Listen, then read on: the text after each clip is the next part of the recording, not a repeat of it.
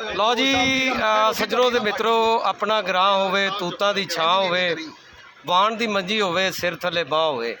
ਤੇ ਜਨਾਬ ਗਰਮੀ ਦੇ ਵਿੱਚ ਹਬਸ ਦੇ ਵਿੱਚ ਅਸੀਂ ਸ਼ਹਿਰ ਦੇ ਵਿੱਚੋਂ ਪਿੰਡ ਦੇ ਵਿੱਚ ਆਏ ਹਾਂ।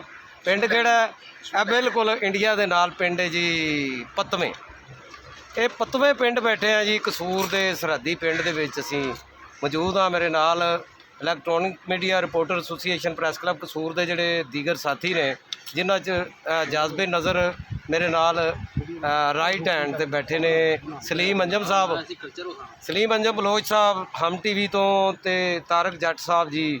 ਇਹ ਵੇਖੋ ਕਿੱਡੇ ਸੋਹਣੇ ਤੇ ਖੂਬਸੂਰਤ ਭਾਈ ਨੇ ਤਾਰਕ ਜੱਟ ਸਾਹਿਬ ਅਬ ਤੱਕ TV ਤੋਂ। ਨਾਲ ਹੀ ਬੈਠੇ ਨੇ ਸਮੀਉੱਲਾ ਜੱਟ ਸਾਹਿਬ, ਉਹਨਾਂ ਨੇ ਰੋਟੀ ਖੋਲ ਵੀ ਦਿੱਤੀ, ਮੱਖਣ ਵਾਲੀ ਰੋਟੀ ਉੱਤੇ ਚਾਰ ਤੇ ਨਾਲ ਜਨਾਬ ਦੇਸੀ ਮੁਰਗਾ ਆਰਫ ਗੋਂਦਲ ਦਾ। ਇਹ ਜੀ ਸਮੀਉੱਲਾ ਜੱਟ ਸਾਹਿਬ ਨੇ ਏਕ ਨਿਊਜ਼ ਤੋਂ, ਤੇ ਇਹ ਨਾਲ ਜੀ ਚੈਨਲ 5 ਤੋਂ ਸਾਡੇ ਸੱਜਣ, ਸਾਡੇ ਬਰਾਤ ਮਿੱਤਰ ਸਜਾਦ ਅੰਸਾਰੀ ਸਾਹਿਬ। ਇਹ ਨਾਲ ਇੱਕ ਬੰਦਾ ਬੈਠਾ ਹੈ, ਬੜਾ ਸ਼ਰਾਰਤੀ ਆਦਮੀ, ਮੀਆਂ ਕਾਸ਼ਫ। ਤੇ ਉਹ ਵੇਖੋ ਉਹ ਵੀਡੀਓ ਬਣਾਉਣ ਵਾਲੇ ਦੀ ਵੀਡੀਓ ਬਣਾਈ ਜਾ ਰਿਹਾ। ਇਹ ਕਿਆਮਤ ਦੀਆਂ ਨਿਸ਼ਾਨੀਆਂ ਵੇਖੋ।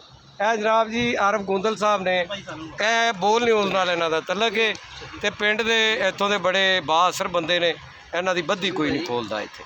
ਤੇ ਜਨਾਬ ਇਹ ਵੇਖੋ ਇੰਝ ਮੁਹੱਬਤਾਂ ਹੁੰਦੀਆਂ ਨੇ। ਇਹ ਤਾਂ ਯਕੀਨ ਕਰੋ ਦਿਲ ਜਿੱਤ ਲਿਆ ਮੇਰੇ ਭਰਾ, ਇੰਨਾ ਮੇਰੀ ਸਵਾਰੀ ਨੇ ਕਦੀ ਨਹੀਂ ਕੀਤਾ। ਤੇ ਲਓ ਜਨਾਬ ਅਸੀਂ ਇੰਜੋਏ ਕਰਨੇ ਪਏ, ਬੜਾ ਮਜ਼ਾ ਆ ਰਿਹਾ, ਠੰਡੀ ਠੰਡੀ ਹਵਾ ਚੱਲਦੀ ਪਈ ਹੈ। ਨਾਲ ਮਕਈ ਦੀ ਫਸਲ ਸਾਡੇ ਆਸੇ ਪਾਸੇ ਜਿਹੜਾ ਨਾ, ਇਹ ਵੇਖੋ ਇਹ ਮਕਈ ਦੀ ਫਸਲ ਖੜੀ ਹੈ, ਇਹਦੇ ਇਰਦ ਗਿਰਦ ਹਵੇਲੀ ਦੇ ਇਰਦ ਗਿਰਦ ਜਿਹੜੀ ਮਕਈ ਹੈ ਨਾਲੇ ਦੁਆਲੇ, ਉਹ ਉਹਦੇ ਵਿੱਚੋਂ ਹਵਾ ਗੁਜ਼ਰ ਕੇ ਸਾਡੇ ਵੱਲ ਆ ਰਹੀ ਹੈ। ਨਾਲ ਪੱਖੇ ਵੀ ਚਲਾਏ ਹੋਏ ਨੇ, ਲੇਕਿਨ ਇੱਥੇ ਪੱਖਾ ਨਾ ਵੀ ਚੱਲਦਾ ਹੋਵੇ ਤੇ ਉਸ ਤੋਂ ਪਹਿਲੇ ਬੱਤੀ ਬੰਦ ਸੀ, ਤੇ ਹਵਾ ਜਿਹੜੀ ਨਾ ਉਹ ਬੜੀ ਜ਼ਬਰਦਸਤ ਮਜ਼ੇਦਾਰ ਹਵਾ, ਠੰਡੀ ਹਵਾ ਚੱਲਦੀ ਪਈ ਸੀ।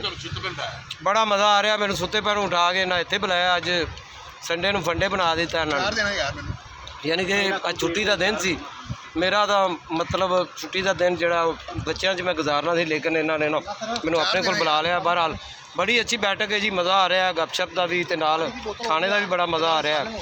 ਤੇ ਅੱਲਾਹ ਤਾਲਾ ਆਰਫ ਗੋਂਦਲ ਸਾਹਿਬ ਨੂੰ ਹੋਰ ਜ਼ਿਆਦਾ ਦੇਵੇ, ਉਹਨਾਂ ਦੀ ਕਮਾਈ 'ਚ ਬਰਕਤ ਪਾਵੇ, ਇਹਨਾਂ ਦੇ ਕਾਰੋਬਾਰ 'ਚ ਬਰਕਤ ਪਾ, ਖੇਤ ਖਲਿਆਣ ਇਹਨਾਂ ਦੇ ਹਰੇ ਰਵਣ, ਤੇ ਨਾਲ ਇਹਨਾਂ ਦਾ ਮਾਲ ਮੁਆਸ਼ੀ ਜਿਹੜਾ ਉਹ ਵੀ ਅੱਲਾਹ ਤਾਲਾ ਉਹਨਾਂ ਨੂੰ ਸਲਾਮਤ ਰੱਖੇ, ਇਹਨਾਂ ਦੇ ਬੱਚਿਆਂ ਨੂੰ ਸਲਾਮਤ ਰੱਖੇ।